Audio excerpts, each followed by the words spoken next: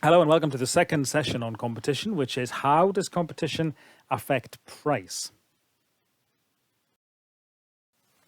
So by the end of this topic, you will be able to have achieved the second learning outcome in this unit, which is to analyze how competition affects price. Now, analyze is a higher order skill, which means you could be expected to answer a 6-marker just on this particular section of the course. Analyze how competition affects price. Diagrams often come into their own when we see that word analyze as well. So we're going to boost our answer significantly in the exam if we're able to use some diagrams to answer this question.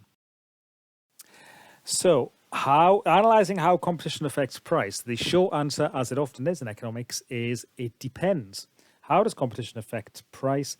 It depends, and it depends on how we define competition. So we have seen two types of competition, two general types of competition in the previous lesson.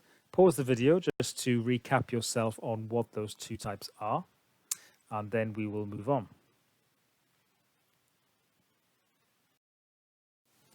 So hopefully you got that the two types of competition were price competition and non-price competition. So let's take, in a sense, price competition first of all. The effect of more firms in the market. So if we're defining competition as simply more firms in the market competing to sell a similar product to customers, then we can analyze that impact in terms of demand and supply in the market. So our initial equilibrium is at P1Q1, where S1 meets D1. So the equilibrium market price is initially P1 and the equilibrium quantity is Q1. Now, if there are more firms, more competition in the market, what will that do to our demand and supply diagram? The answer is that it will shift the supply curve to the right, in this case from S1 to S2. More firms in the market competing to sell a similar product is going to shift market supply to the right from S1 to S2. This is going to reduce the market price from P1 to P2 and increase the quantity traded from Q1 to Q2. So in a sense, the answer is quite straightforward if we're defining competition quite narrowly in terms of just more firms selling the same product. Price is going to fall, quantity traded is going to rise. However, it's important to consider the effects of non-price competition as well.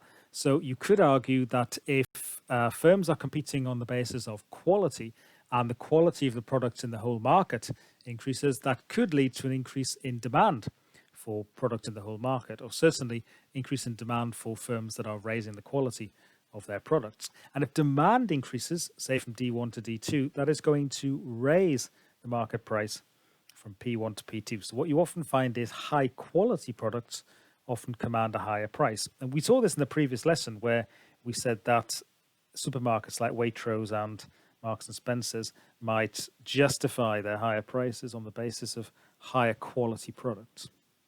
So greater non-price competition may raise demand, and that will actually raise prices. So it depends on what type of competition we're talking about as to what the impact of competition is on price.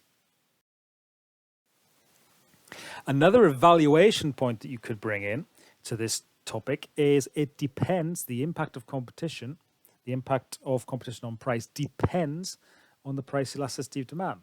So if we take a relatively elastic demand curve here, D1, then more price competition, more firms competing in the market, is going to reduce the price level relatively insignificantly. There'll be a less than proportionate fall in the price level.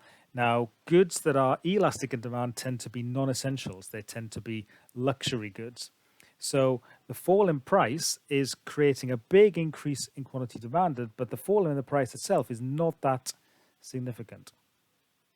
On the other hand, if demand is much more inelastic, for example, at D2, we have a much more steep curve here, then when the competition increases and supply increases from S1 to S2, that is going to cause a much greater fall in the market price, this time from P1 to P3, and a less than proportionate increase in quantity demanded. And we would expect this for necessity goods. So goods which are not luxuries but that are necessities, we might get a bigger fall in price when there is more competition. Okay, so one thing that I've not included on the slides is the impact of advertising as a form of non-price competition and how that affects prices. So think about the impact which advertising might have on the cost of production. So we see, for example, think about the difference between the price of branded products like Heinz baked beans, for example, and the price of supermarkets' own baked beans. Have a think about why that might be in terms of the advertising. Okay, have a go at the questions. Again, they go in the back of your books, and the whole document comes into me when you finish the unit, and I'll see you for the next lesson.